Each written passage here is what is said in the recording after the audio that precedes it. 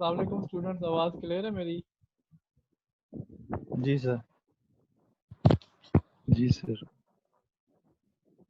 बाकी मेरे ख्याल से सो रहे हैं।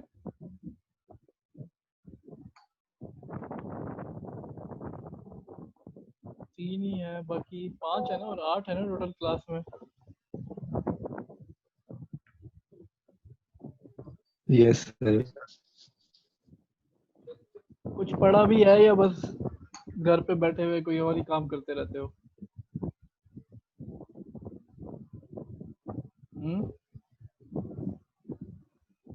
सर थोड़ा बहुत पढ़ा था। स्लाइड्स को एक नजर देखा था। घर पे बैठ के पढ़ने को दिल ही नहीं करता। एग्जामिनेशन पॉलिसी आ गई है, अब पढ़ने का दिल करेगा तुम लोगों का।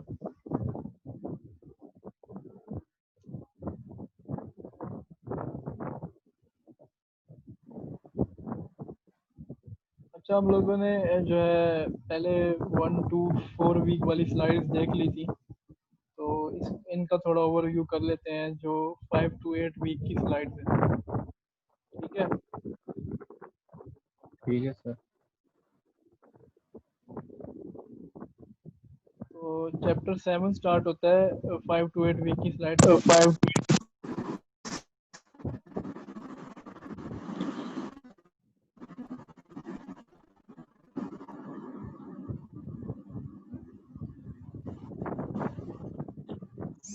हेलो, आवाज़ क्लियर है मेरी? हाँ जी सर, क्लियर है। हाँ जी सर, क्लियर है। मैं कह रहा हूँ कि ओवरव्यू कर लेते हैं 5 to 8 वीक की जो स्लाइड्स हैं, उनको देख लेते हैं कि उसमें क्या क्या है। ठीक है। हाँ जी सर, तो पहले 4 वीक की स्लाइड्स हैं, उनके अंदर ठीक हमने है। चैप्टर ठीक है 1, सर। 2 और मेरे ख्याल से चैप्टर 1, 2 के अलावा नहीं पढ़ा कोई। हाँ, 1 के बाद हमने OSI लेयर वाला चैप्टर पढ़ा था। तो उसके हाँ जी बाद सर। डायरेक्टली जो है हम लोग फिर चैप्टर 7 पे आ गए हैं। ये बीच वाले ठीक चैप्टर हो गया सर। स्किप किए हैं, उनमें जो है वो जनरल इंफॉर्मेशन थी जो बेसिक थे बिल्कुल। वो सिग्नल्स वगैरह के बारे में भी एक चैप्टर था, तो वो आप लोग पहले पढ़ चुके हैं, सिग्नल सिस्टम वगैरह में भी। तो हम लोग 7 चैप्टर का जो टॉपिक है, सॉरी चैप्टर का जो नेम है, ट्रांसमिशन मीडिया। ठीक है, मतलब कि आपका जो कनेक्शन है सेंडर टू रिसीवर, उसका चैनल जो होता है उसके अंदर कौन सा मीडिया, वायर्ड है, वायरलेस है, वायरलेस किस तरह का होगा, यस सर। उसमें क्या जो है आपके पास बैंड्स हैं वायरलेस में, और वायर्ड में आपके पास क्या क्या केबल्स अवेलेबल हैं, उनकी स्पेसिफिकेशन, उनके मतलब के फंक्शन, प्रोसेसिंग किस तरह से है, ये इस चैप्टर जो है वो डिटेल में बताएगी। वैसे मैंने वीडियोस जो हैं इनकी अपलोड कर दी हैं, तो वीडियोस भी आप देख सकते हो। अच्छा, ये जो स्लाइड्स हैं इनमें ना ज़्यादातर आपके पास जो फिगर्स है ना, सिर्फ वो ही है, हाँ। थ्योरी कम है। तो आप जो हाँ जी सर। है ना वो थोड़ी सी बुक से पढ़ लिया करना, हर फिगर के साथ जो लिखी होती है। ठीक है। ठीक है सर। कि ठीक है सर। जो है ठीक है डाटा सर। काफ़ी ज़्यादा था, तो 130 स्लाइड फिर भी जो है ना वो 4 वीक की बन गई। तो इतना ज़्यादा डाटा फिर अगर डालता हूँ तो फिर आप लोगों के लिए भी प्रॉब्लम है कि इतना पढ़ना पड़ता है। लेकिन अपनी जो है अंडरस्टैंडिंग के लिए, क्योंकि ये फिगर्स के साथ डिटेल नहीं है, तो आपको ज़रूरी है कि आप वो डिटेल बुक से देख लो। बुक बहुत अच्छी लिखी है, ये वाली डिटेल्ड है। अगर जो है टाइम से पढ़ लोगे तो अच्छा होगा। बाकी एग्ज़ाम पॉलिसी भी आ गई है, उसका भी मैं इसके एंड में जो है वो बताऊंगा सेशन के। ठीक है सर। तो ट्रांसमिशन मीडिया हमारे पास सेंडर और रिसीवर जो हम लोग पहले पढ़ चुके हैं, एक कम्युनिकेशन नेटवर्क या कंप्यूटर नेटवर्क किस तरह से कनेक्टेड है, उसके अंदर 4 चीज़ें होती हैं, सेंडर, रिसीवर और channel. Transmission media. Transmission media वही चैनल के अंदर आ गया ना, चैनल हाँ दोनों के जी सर। दरमियान जो कनेक्शन है। अच्छा, ये दोनों हाँ के जी सर। दोनों का जो कनेक्शन है वो हमेशा फिजिकल लेयर पे होता है। तो फिजिकल लेयर कौन सी है आपकी, जहाँ से जैसे मैं कंप्यूटर से कनेक्ट हूँ, तो मेरी फिजिकल लेयर जो है वो मेरी इंटरनेट केबल है। ठीक है। ठीक हो गया सर। और जो है अगर आप जो है कहीं से कनेक्टेड हैं तो आपकी फिजिकल लेयर जो है वो आपका वाईफाई कनेक्शन का वाईफाई कनेक्शन है। जो वो वहाँ जो वाईफाई कनेक्टेड है जिस लेयर से फिजिकली जिस चीज़ से कनेक्ट है, जो पीछे से कनेक्शन है पीटीसीएल का, वो आपके मोबाइल का फिजिकल लेयर है। तो यहाँ पे वही बताया हुआ है कि सेंडर और रिसीवर दोनों का फिजिकल लेयर कनेक्टेड है बीच में ट्रांसमिशन मीडियम से। अभी हम लोग जो है वो कौन से कनेक्शन में, वायर्ड है या वायरलेस है? सर वायरलेस, वायर्ड भी हो सकता है, वायरलेस भी हो सकता है। हाँ, मैं जो हूँ वो फिजिकली कनेक्ट हूँ। अगर आप लोग वाईफाई से कनेक्ट हैं तो वो आप वायरलेस कनेक्शन से फिजिकल लेयर पे कनेक्ट हाँ हैं। जी सर। ये अब बीच में जो हमारा और आपका आपस का कनेक्शन है वो फिलहाल वायरलेस हो गया। ठीक है, हाँ जी सर। मैं और आप जो है वो वायरलेसली कनेक्ट हैं। कि मुझे नहीं पता कि आपका जो वाईफाई है वो कहाँ से जाके मेरे इंटरनेट से कनेक्ट हो रहा है या किस तरह से, वो बीच में जो भी सिनेरियो है। आगे कुछ चैप्टर आएंगे उसमें ये सिनेरियोज भी कहीं ना कहीं डिस्कस हो जाए। बहरहाल इस चैप्टर में ट्रांसमिशन मीडिया हमारा मेन टॉपिक है। जो जिस चीज़ से हम कनेक्ट हुए हैं वो क्या चीज़ है, केबल है या एयर है। ये जो आपकी फिगर आई हुई है नज़र आ रही है, केबल और एयर लिखा हुआ है इसमें। हाँ जी सर। ठीक है, अच्छा इसमें जो कुछ इन्फॉर्मेशन है ये पढ़ लेना। गाइडेड मीडिया होता है, अनगाइडेड मीडिया होता है। ठीक है, गाइडेड मीडिया वो होता है जो केबल के थ्रू जा रहा है, अनगाइडेड जो है वो वायरलेस है, एयर में। वायर्ड के, यस सर। गाइडेड मीडिया हमेशा वायर्ड होगा और अनगाइडेड क्या होगा, वायरलेस होगा, एयर में। वायरलेस होगा, ठीक है सर। ठीक है, एयर हाँ जी सर। मीडियम होगा उसका। तो गाइडेड मीडिया में क्या क्या चीज़ें आ जाती हैं? ट्विस्टेड पेयर केबल है, काफ़ी यूज़ होती है। कोएक्सियल केबल है, फाइबर ऑप्टिक है। फाइबर ऑप्टिक केबल है सर। ठीक है, ये ट्विस्टेड पेयर की शक्ल है। इसके अंदर कंडक्टर होता है और एक इंसुलेटर होता है। ये जो पीटीसीएल का कनेक्शन नहीं होता जो टेलीफोन लाइन लगी होती है, ये ट्विस्टेड पेयर केबल होती है। ठीक हो गया। ठीक है, ये उसकी थोड़ी सी डायग्राम्स बनी हुई है अंदर से कि वो किस तरह से उसकी। अच्छा ये टाइप है यूटीपी और एसटीपी ट्विस्टेड पेयर केबल की। ठीक है, और इसको हम कहते हैं शील्डेड और unshielded twisted pair cable. Shield में जो है वो मेटल शील्ड आ जाती है। एसटीपी मतलब शील्डेड ट्विस्टेड पेयर और UTP unshielded twisted pair.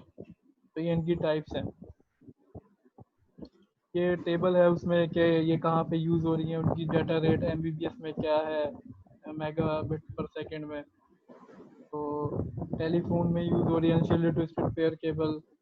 T1 lines होती हैं, ये कनेक्शन होता है एक लैन से दूसरे लैन का, उसमें यूज़ हो रही है डाटा रेट 2 Mbps है। इसी तरह लैन में यूज़ हो रही है कैट 2, कैट 3। तो ये मुख्तलिफ हैं। ये टेबल से सिर्फ इंफॉर्मेशन के लिए है, बस आपको ये पता होना चाहिए कि यूटीपी एसटीपी जो है वो ट्विस्टेड पेयर केबल्स हैं और ये यूज़ हो रही है हमारे पास टेलीफोन वगैरह में। ठीक है, ठीक है सर। अच्छा ये कनेक्टर आपने देखे होंगे, ये वाली भी जो है ट्विस्टेड पेयर में आ जाती है, UTP unshielded twisted pair RJ45। ये लैपटॉप में कनेक्टर होता है ना ये वाला, जी सर। लगाने का होता है। ठीक है,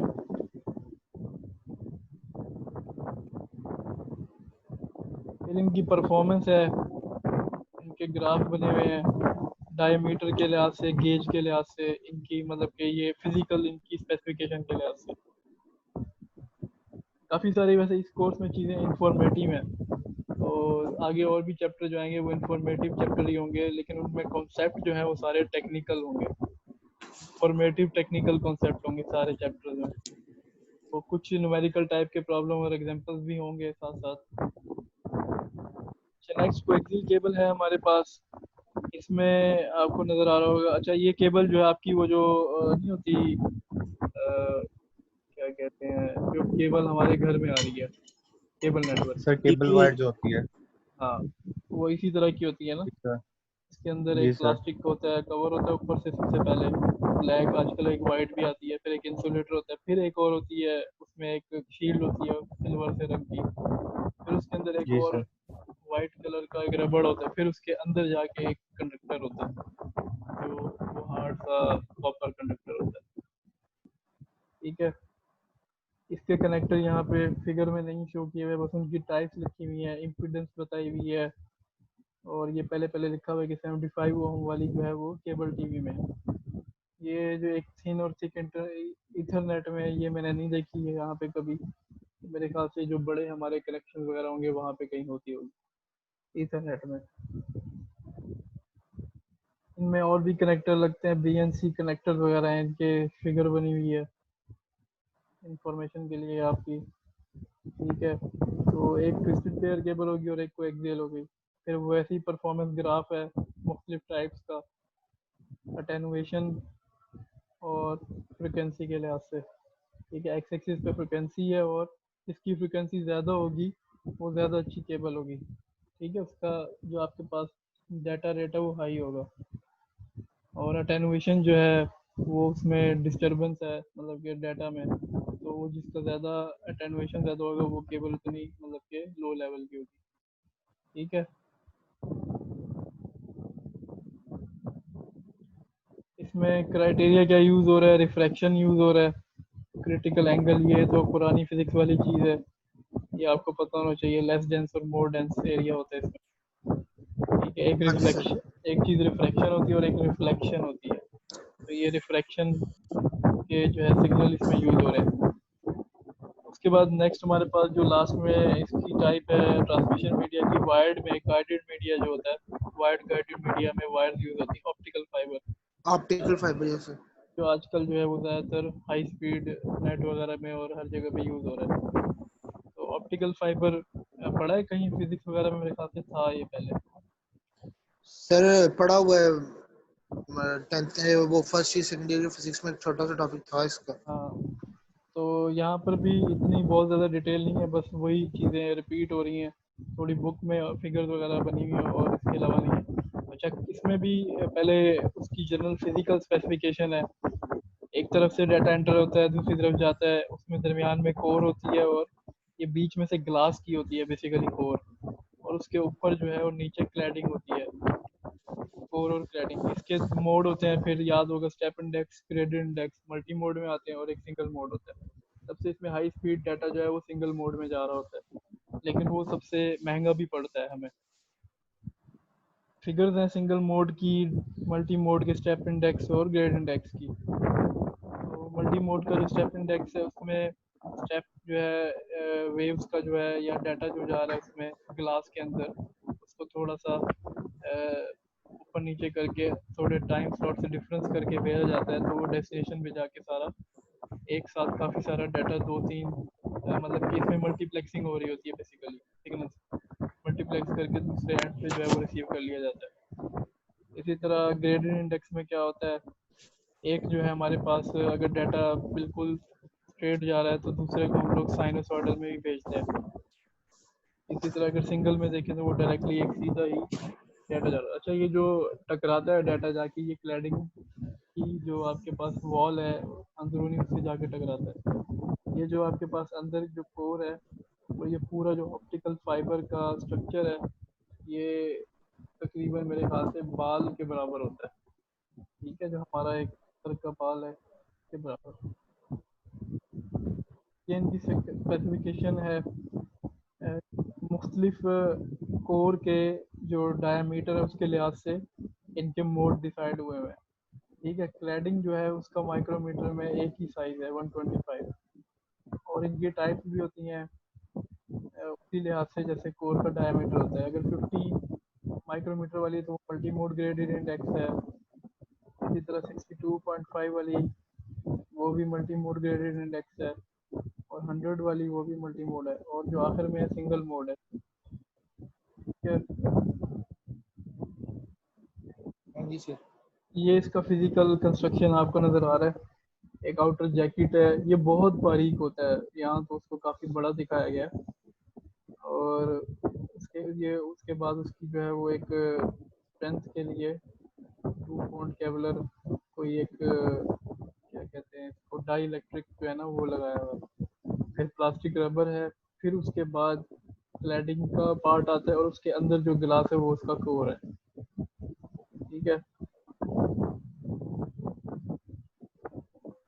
इसका ग्राफ वेवलेंथ में होगा। यहाँ पे लैम्डा यूज़ करते हैं हम लोग हमेशा इसमें फ्रिक्वेंसी की जगह है। क्या फार्मूला है फ्रिक्वेंसी और लैम्डा के दरमियान वेवलेंथ में, याद है? Sir 1 1 over 1 second sir. C is equal to F lambda होता है ना, यस सर। तो लैम्डा इसके बराबर हो जाएगा C बाय एफ के। C क्या है, स्पीड ऑफ लाइट। हाँ जी सर, ठीक है। अच्छा, इसके बाद हमारे पास अनगाइडेड मीडिया की चीज़ें आ जाती हैं कुछ, मतलब कि जो एयर मीडियम है हमारे पास, जो हम लोग जितनी कनेक्टेड हैं एक दूसरे से, एक नेटवर्क से दूसरे नेटवर्क में। यार ये मोबाइल किसका वाइब्रेट हो रहा है, साइलेंट करो इसको। अच्छा, अनगाइडेड मीडिया में wireless unguided media transport electromagnetic wave, electromagnetic theory भी पढ़ लिया आपने course, without using a physical conductor. इसमें कोई फिजिकल कंडक्टर नहीं है। This type of communication is effort often refer to as a wireless communication. Wireless communication किन जो है तरीकों से होती है, या उसमें क्या यूज हो रही है वेव्स वगैरह, वो रेडियो वेव्स हैं, माइक्रोवेव्स हैं, इंफ्रारेड वेव। ठीक है, जिसका वायरलेस कम्युनिकेशन में इंटरेस्ट है तो ये वाली चीज़ें बड़ी इंपॉर्टेंट है उसके लिए। अच्छा, ये बड़ा इंपॉर्टेंट है, ये आपका सवाल ना अक्सर एमसीक्यूज में आता होता है, जब आप जॉब वगैरह के लिए देते हो या कहीं इंटरव्यू के लिए जाते हो ना, तो अगर इसमें इलेक्ट्रोमैग्नेटिक स्पेक्ट्रम के बारे में पूछा जाता है वायरलेस के, तो ये सवाल आता है कि इसका बैंड क्या है, कितने हम लोग क्या कि कहाँ से लेकर कहाँ तक जो है हम लोग वायरलेसली जो है वो बैंड पे सिग्नलिंग कर सकते हैं। 3 किलो हर्ट्ज से लेकर होता है ये नॉर्मली 300 गीगा हर्ट्ज तक।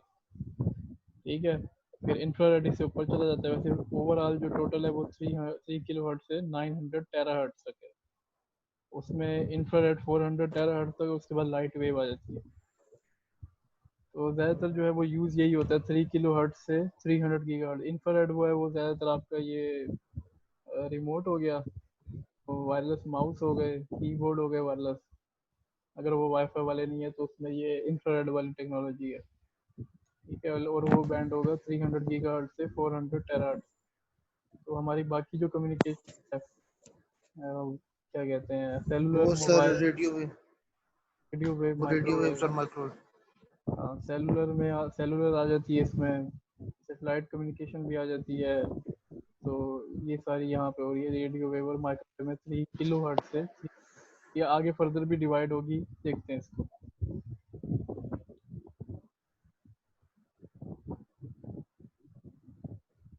अच्छा, इसमें हमारे पास प्रोपेगेशन किस तरह हो रही है, अर्थ बनी हुई है आपके पास 3 आयोनोस्फेयर कहते हैं, ये पढ़े स्फेयर वगैरह कभी फिजिक्स में, किसी एक चैप्टर था मेरे ख्याल सेकंड ईयर की फिजिक्स में। नहीं सर, ये नहीं पढ़ा हुआ, ये नहीं पढ़ा हुआ सर।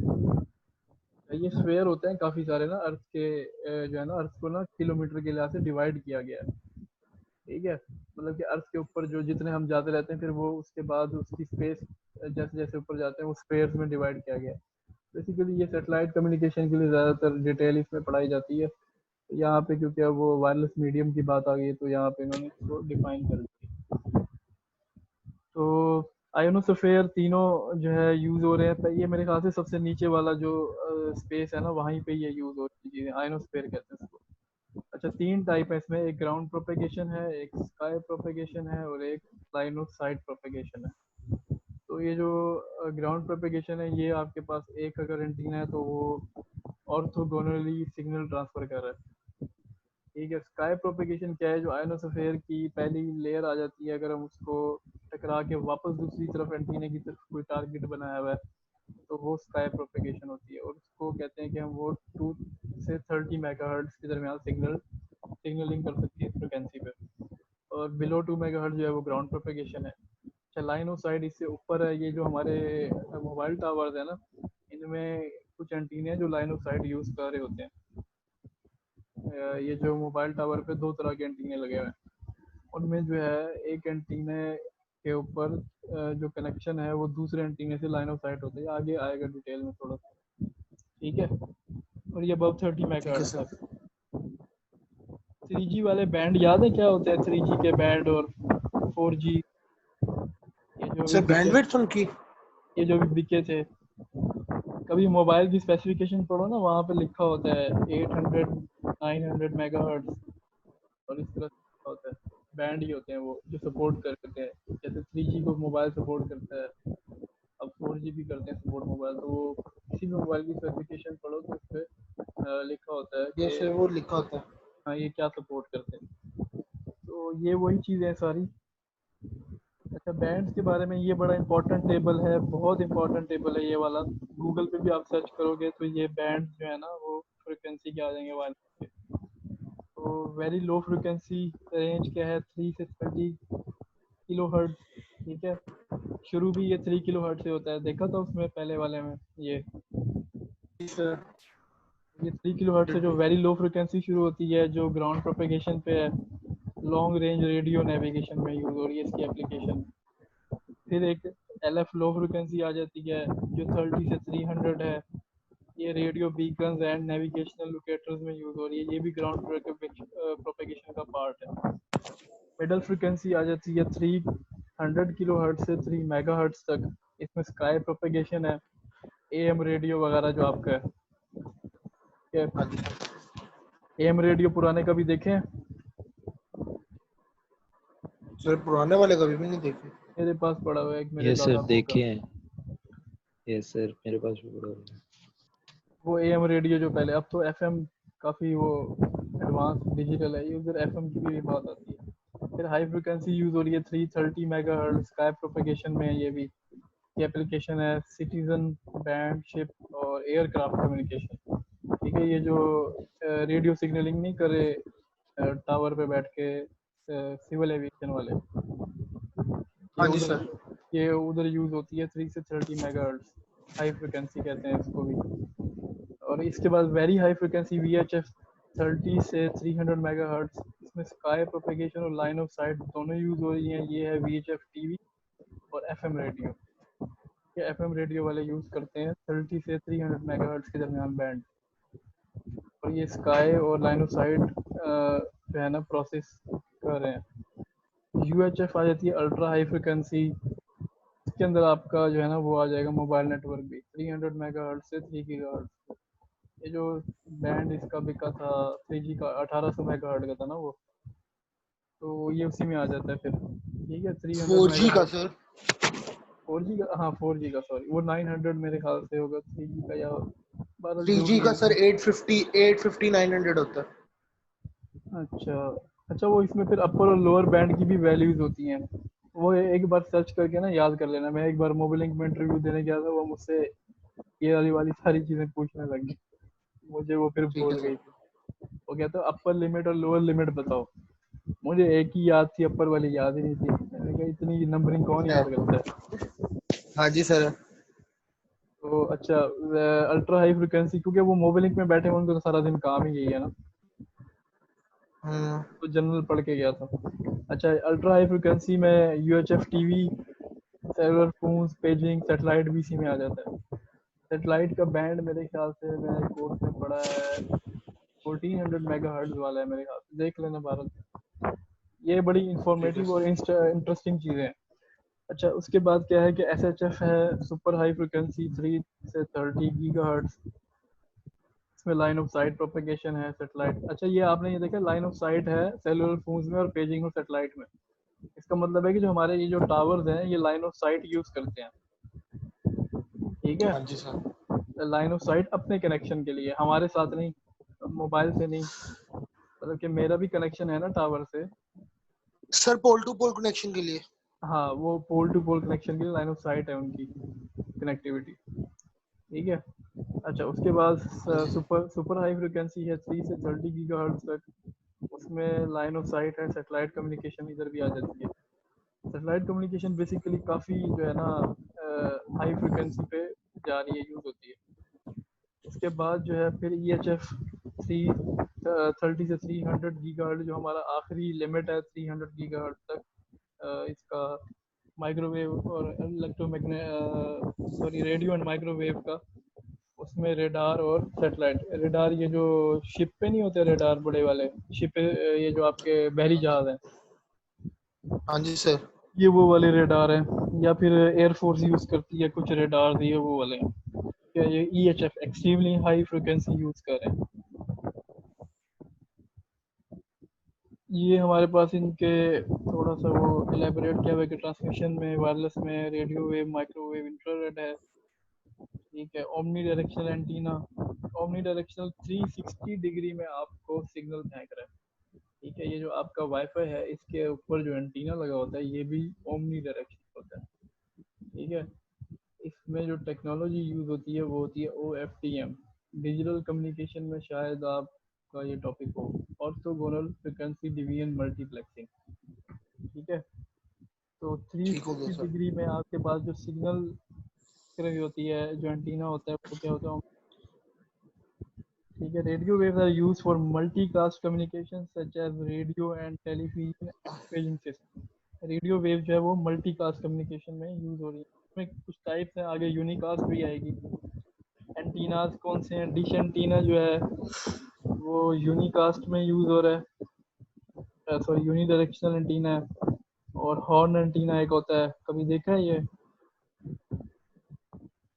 मैंने इसको सर लैब ये में। डिश एंटीना देखा हुआ, हॉर्न एंटीना नहीं देखा हुआ। अच्छा, वैसे सर्च कर लेना, इसके बारे में सब पता लग जाएगा। वैसे ये मैंने हाँ जी इसमें सर। इसकी लैब भी की हुई है, क्योंकि मेरी डिग्री टेलीकॉम इंजीनियरिंग थी प्योर, तो हमारी एंटीना एंड वेव लैब में हमने ये पढ़ा हुआ है। तो मतलब कि इसका फिजिकली भी हॉर्न एंटीना परफॉर्म किया गया है। बाकी डिशेस तो हर जगह पे ही लगी होती हैं, वो तो आपको नज़र आता है कि हाँ वो जी किस सर। तरह से बनी होती है, ठीक है। डिश एंटीना बेसिकली सैटेलाइट से कनेक्ट होता है, पता है ना इसका। हाँ जी सर। हाँ जी सर। अच्छा, microwaves are use for unicast communication. Multicast के लिए रेडियो वेव्स यूज होती हैं, ठीक है। माइक्रोवेव्स कहाँ यूज हो रही हैं? यूनिकास्ट में, such as cellular, telephone, satellite network and wireless LAN, wireless land. ठीक है। ये माइक्रोवेव है हमारी पास जो वायरलेस लैन है। Infrared signal can be use for short range in a close area using light of डायनासाइड। लाइन ऑफ साइट है propagation में, ठीक है। यार ये हाँ जी हमारा सर। टाइम क्यों है? इसने भी मुझे नोटिस दिया है कि आपका टाइम खत्म हो रहा है। ये 40 मिनट की होती है। ये सर 30 से 40 मिनट्स की होती है, उसके बाद फिर न्यू स्टार्ट करनी पड़ेगी। अच्छा चलो, जब तक होती है बस उतने तक करते हैं। अभी तो 33 पे है। हाँ जी सर। अच्छा, इसकी थोड़ी डिटेल बुक में भी थी, मैं ज़रा वहाँ से आपको और इन्फॉर्मेशन दे दूँ। बोर तो नहीं हो रहे? नहीं नहीं सर, कोई नो सर। बाकी बंदे क्यों गायब हैं आज? सर कोई पता नहीं।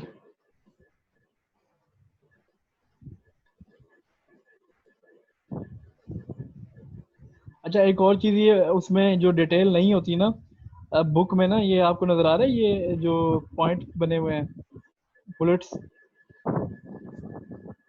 ये बुलेट्स नज़र आ सर रही हैं? बुक, मेरी स्क्रीन शेयर तो हुई हुई बुक ही है। नहीं। अच्छा, एक minute screen sir share screen share हुई है, बुक नहीं आ रही। मैं करता हूँ।